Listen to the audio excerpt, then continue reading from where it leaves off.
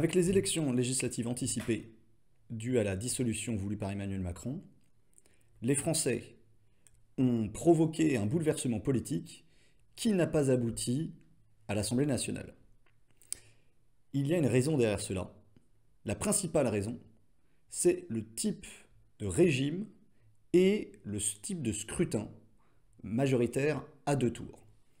Ce type de scrutin, aujourd'hui, il favorise la gauche intégralement à travers la stratégie du Front républicain face à un seul parti qui se retrouve exclu, en tous les cas combattu, par l'intégralité de l'ensemble des autres partis. Le Rassemblement national est ainsi le premier parti de France en termes de suffrage exprimé, mais il se retrouve à avoir doublé ses élus au Parlement, bien sûr, enfin à l'Assemblée nationale, mais il ne se retrouve pas en position de gouverner le pays, alors qu'au niveau national, sur l'ensemble des voix, c'est le parti, la coalition, avec ses alliés du LR de Ciotti, qui a recueilli le plus de voix. En effet, il y a plus de 10 millions de Français inscrits sur les listes électorales qui ont voté pour le Rassemblement national et ses alliés au deuxième tour des élections législatives. En comparaison, la gauche a fait beaucoup moins et ensemble beaucoup moins de voix. En termes de millions, c'est-à-dire il y a des millions de voix qui séparent le Rassemblement national du nouveau Front populaire qui, lui, sort en vérité vainqueur sur la composition de l'Assemblée nationale grâce à ce type de scrutin. Alors pour commencer, ce résultat, qui peut paraître paradoxal, il s'explique déjà par les institutions de la Ve République. Ces institutions qui ont été décidées et construites par le général de Gaulle. Il a, je vous renvoie à une vidéo que j'ai faite précédemment, ça avantage en permanence, parce que c'est un système plus présidentiel que parlementaire. En réalité, le Parlement vient accompagner la présidence qui agit comme un homme providentiel, c'est-à-dire que les Français choisissent une personnalité et cette personne concentre l'essentiel du pouvoir et les autres ne sont que essentiellement des faire-valoir en réalité. Une façon de légitimer le pouvoir du chef. En cohérence avec cette architecture du pouvoir, les députés sont élus à un système à 2 tours sur un territoire donné. Alors, ça veut dire que selon la configuration de la carte électorale, il y a des candidats qui doivent faire plus de 50% sur le territoire donné. Ça veut dire que sur l'ensemble du territoire, vous pouvez très bien finir deuxième et quand même être dernier. Si vous faites le meilleur score sur l'ensemble du territoire français, mais que sur les territoires donnés, avec le découpage qui est fait, vous n'obtenez pas la majorité absolue, la majorité 50% des voix plus une autre pour gagner l'élection, eh bien vous êtes les perdants. Vous avez tout perdu. Ça veut donc bien dire, avec ces institutions autoritaires, qu'il y a plus de 10 millions de Français qui sont exclus d'une représentation légitime et juste, en réalité fidèle à l'opinion des Français et à leurs revendications. Parce que oui, le Rassemblement national a catalysé autour de lui plusieurs questions problématiques qui sont, par le jeu du Front républicain qui a très bien marché, qui sont reléguées en permanence à n'être que des propos de contestataires qui ne pourront jamais avoir de débouchés politiques. Ça, c'est ce qu'il y a de plus grave dans cette crise. C'est-à-dire que le vote Rassemblement national, parce qu'il demeure incapable, par le système de scrutin, de peser pour une gouvernance, il se retrouve complètement exclu des préoccupations du gouvernement. Parce que le gouvernement qui va se reformer, il ne se fera pas avec le Rassemblement national, mais il se fera contre le Rassemblement national et ses préoccupations, les préoccupations de millions de gens qui, bien gré mal gré, ont voté pour moins d'immigrés et plus de sécurité. Parce que les préoccupations des Français sur le vote Rassemblement national sont principalement motivées par ces thématiques d'insécurité physique et d'insécurité culturelle. C'est-à-dire que le programme démago économiquement de Marine Le Pen n'a pas joué véritablement. Il n'a servi qu'à draguer certains gogos, mais il n'a pas permis massivement de remporter l'élection. Également, sa proximité avec la Russie de Vladimir Poutine a agi en épouvantail, en repoussoir, pour un certain nombre de candidats qui ont été battus ou qui n'ont pas réussi à motiver les électeurs à venir voter pour eux, car ces accointances avec le parti de Marine Le Pen et la Russie inquiétaient de nombreux électeurs. Il y a derrière ces élections un paradoxe complet au sein du Rassemblement national. Il y a à la fois une victoire et à la fois une défaite. La victoire, c'est que le Rassemblement national a explosé à la fois le parti de la droite classique, les Républicains, et son concurrent, Reconquête, en détruisant, en décapitant en réalité ce parti. Mais alors que cette victoire politique, remportée par le Rassemblement national, ne s'est pas traduite dans les urnes par une victoire massive du Rassemblement national à l'Assemblée nationale. Il y a quelque part la plus grande victoire politique du Rassemblement national et sa plus grande défaite. Sa plus grande défaite parce que le Rassemblement national fait le plein de voix. Somme toute, mis à part la négligence d'une alliance peut-être avec le parti Reconquête, l'essentiel des voix a été fait par le Rassemblement national. En tous les cas, les efforts pour le Rassemblement national a été fait afin de faire le plein des voix. Et ce plein de voix n'est pas suffisant pour remporter une élection législative et former un gouvernement. Il y a donc plusieurs conclusions à en tirer. Premièrement, ce mode de scrutin n'est pas suffisamment représentatif de l'opinion publique et doit être changé.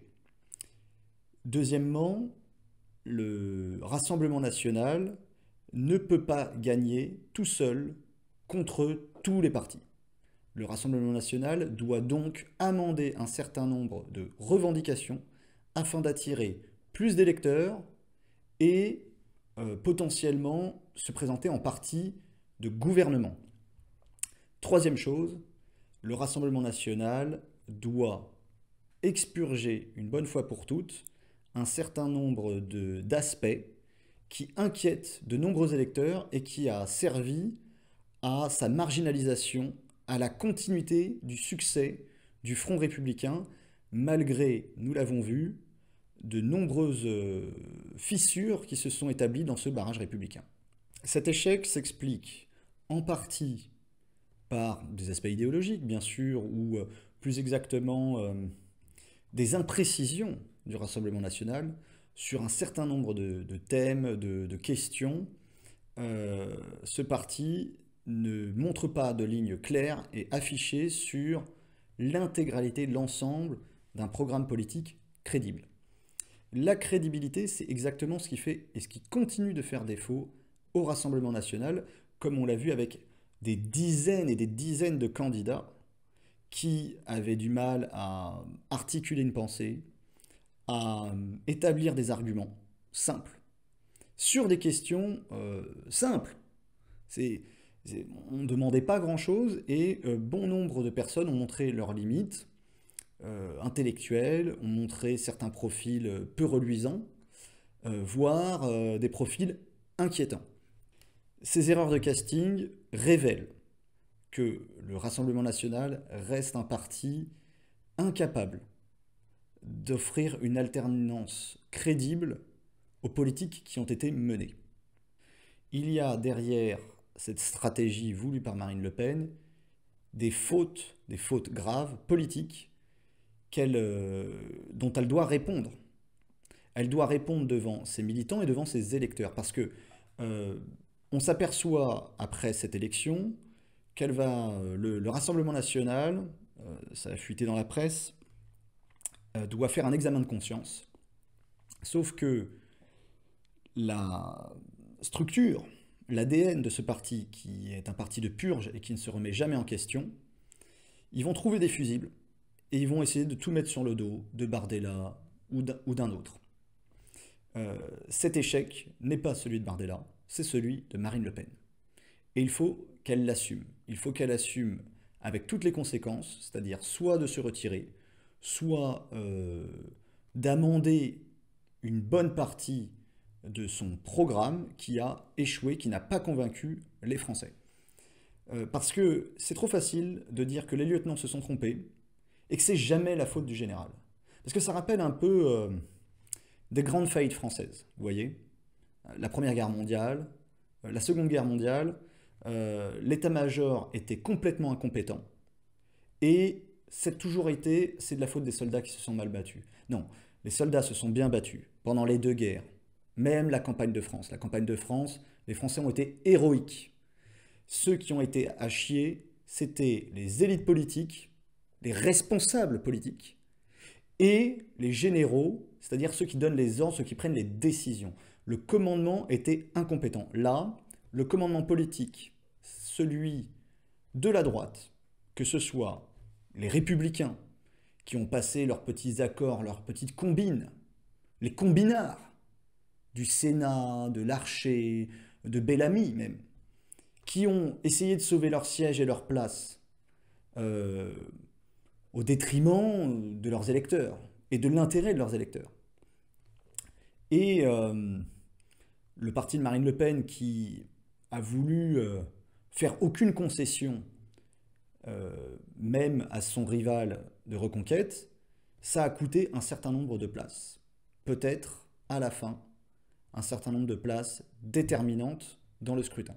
Le Rassemblement national a lancé toutes ses forces dans la bataille, dans la confrontation finale avec toutes les forces qui lui faisaient face, et il a perdu ce combat.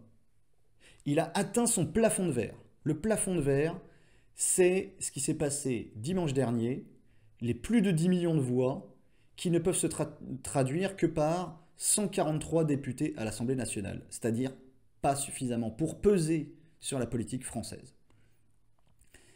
Donc, Marine Le Pen se retrouve à être dans le rôle de l'opposition confortable et à ne pas pouvoir changer les choses, ni même à pouvoir imposer dans le débat public un certain nombre de problématiques qui motivent le vote du Rassemblement national.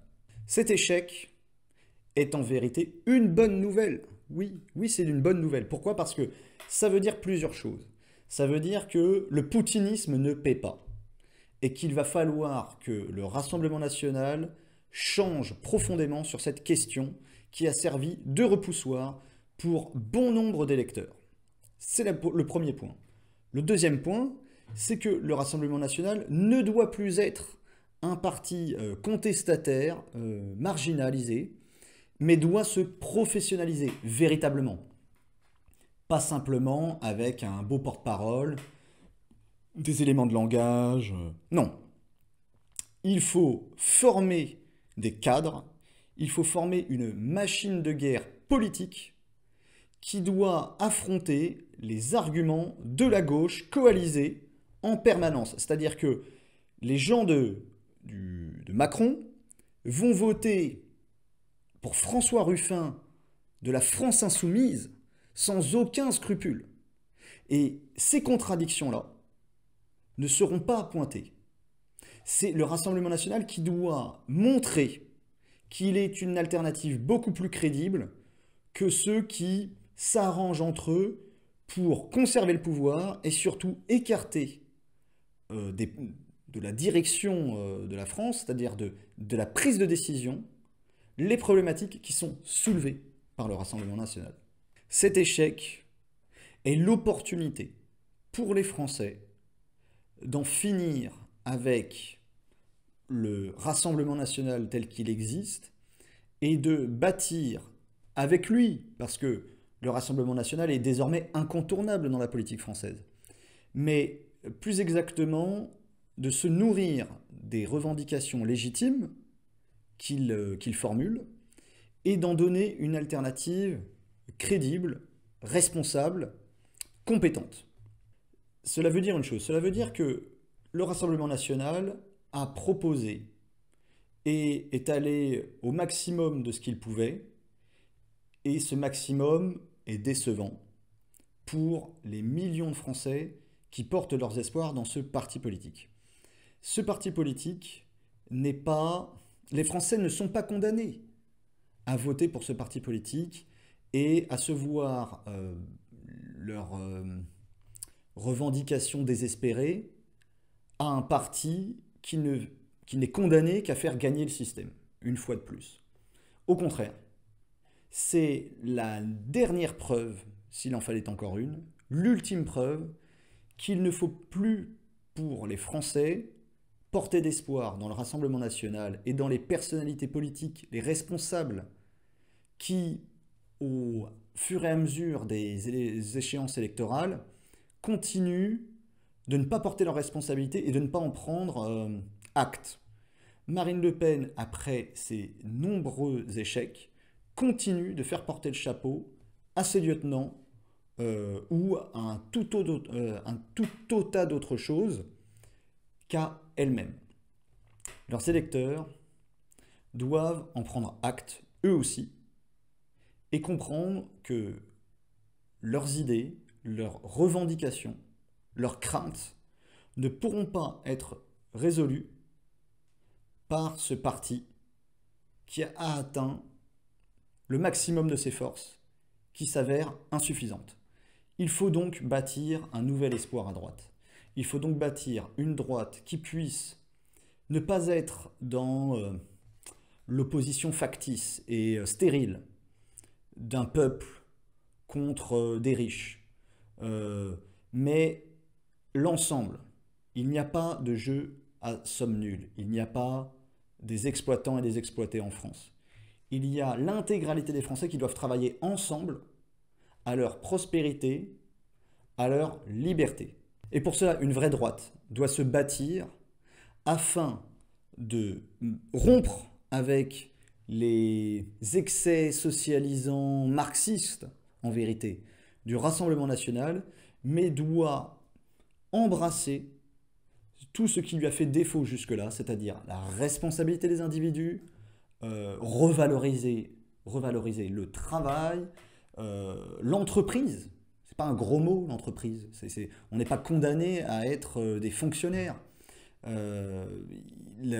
Les Français ne sont pas condamnés à avoir des remises d'impôts et des allocations. Non. Ils peuvent aussi être encouragés à créer de la richesse. Voilà. Cette défaite du Rassemblement national est donc un boulevard pour ses concurrents ou des mouvements complémentaires pour l'influencer et le forcer à amender toutes les choses qui lui ont fait défaut jusqu'ici, comme le poutinisme et comme le marxisme.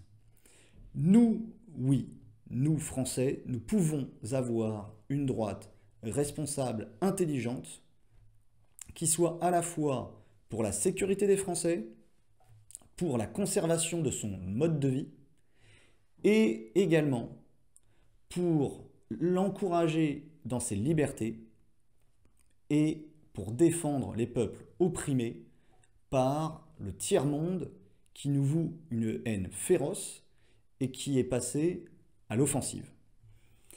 C'est-à-dire, la droite française doit devenir aujourd'hui libérale et atlantiste, tout en restant pour la préservation de la civilisation française, de la civilisation occidentale, des mœurs et des coutumes françaises contre les revendications identitaires, vindicatives, subversives d'un certain nombre de communautés financées ou pas par des pays étrangers qui nous sont hostiles. Pour changer ces choses-là, les Français ont une tonne de choses à faire.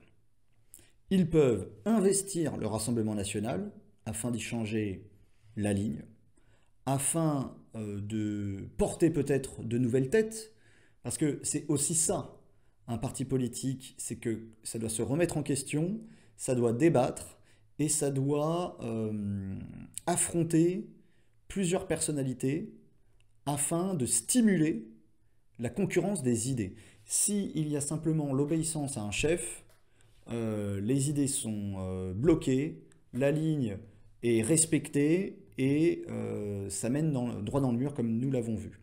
Donc, il peut y avoir une stratégie d'influence au sein du Rassemblement national, qui est désormais une force politique incontournable à droite. Il peut y avoir la création de partis concurrents, qui ont déjà montré leur efficacité, hein, même si ça a été éphémère. Le parti Reconquête d'Éric Zemmour a permis au moins à un certain nombre d'électeurs de forcer le Rassemblement national à conserver certaines questions. Et également, les Français peuvent agir dans tout un tas d'autres domaines que la politique politicienne. Les associations, bien sûr, les entreprises, les réseaux, les médias. Les médias, hein, c'est très important les médias, parce que nous ne sommes pas condamnés à avoir des médias BFM TV et CNews. Nous pouvons très bien avoir une nouvelle chaîne de télévision qui porte un nouveau message, en tous les cas, qui ne soit pas celui du carcan intellectuel qui existe en France, qui fait que même des chaînes dites de droite, voire d'extrême droite, communient en réalité dans le socialisme. Je vois beaucoup d'entre vous, beaucoup de Français déçus du résultat de ces élections et qui s'estiment floués par la façon dont sont organisées les institutions. Une bonne partie d'entre eux à juste titre pointe, on va dire, le manque de représentativité et de justice de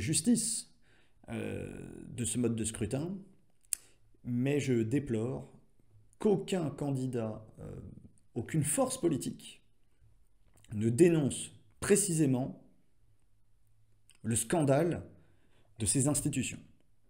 Ces institutions et la problématique qu'elles soulèvent doit être dénoncée. La société civile doit s'emparer de ce problème. Il ne faut pas perdre espoir. Ça n'est pas parce qu'un parti qui pouvait porter quelques problématiques essentielles a échoué par un mélange d'incompétence et de résistance d'un système qui lui est hostile, que les idées de droite sont condamnées à mourir. Non, c'est faux. C'est faux. Et parce que le Rassemblement national n'est pas véritablement un parti de véritable droite, c'est pour cela qu'il a échoué. Les électeurs français déçus doivent dès à présent se saisir, parce qu'ils sont responsables, nous sommes responsables de ce qui se passe en France, et donc nous devons nous saisir de ces problèmes et les régler nous-mêmes par d'autres moyens. Il n'y a plus rien à attendre de Marine Le Pen qui va effacer cette défaite en se débarrassant de fusibles et en continuant de clamer qu'elle a raison et que c'était simplement un accident si elle n'a pas réussi à avoir le pouvoir. Non. Désormais, la situation est tellement catastrophique en France, sur un certain nombre de sujets, que ces sujets-là ne peuvent plus et ne doivent plus être exclus du débat public, et ils doivent être réglés par n'importe quelle force politique que ce soit. La gauche, la droite, le centre, peu importe, ces problèmes-là doivent être compris et réglés. En clair, les Français ont perdu une bataille électorale, mais ils n'ont pas perdu la guerre idéologique et politique. Cette guerre peut être gagnée, remportée, mais par les bonnes idées, avec les bons moyens et les bonnes personnalités. Seulement, pour les découvrir et pour s'en saisir, il ne faut plus faire confiance à des partis qui ont montré leur incompétence et leur incapacité à se remettre en question. Cette vidéo est maintenant terminée, merci d'être allé jusqu'au bout. Je vous invite à vous abonner à ma chaîne, à cliquer sur le pouce si vous avez aimé le contenu. N'hésitez pas à réagir, à poser vos questions en commentaire, je les lis et j'y répondrai. Et à vous abonner, à me suivre sur Twitter, Telegram ou sur ma chaîne YouTube si vous aimez le contenu de ce que je fais. Je vous remercie et je vous dis à bientôt pour la prochaine vidéo.